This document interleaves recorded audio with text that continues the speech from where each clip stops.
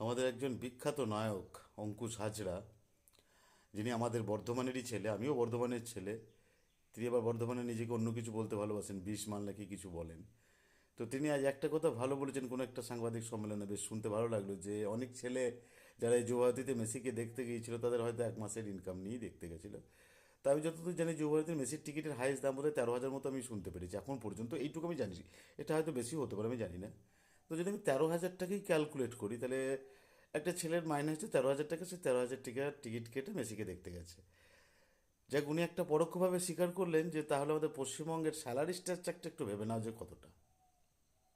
13,000 টাকায় salary structure, একটা ছেলের কত সুন্দর সংসার চলে যাবে।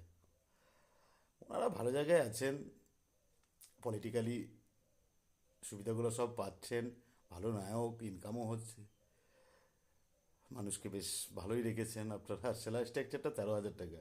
তো পশ্চিমবঙ্গের ছেলেদের অবস্থানটা বুঝে নাও কোথায় দাঁড়িয়ে আছে।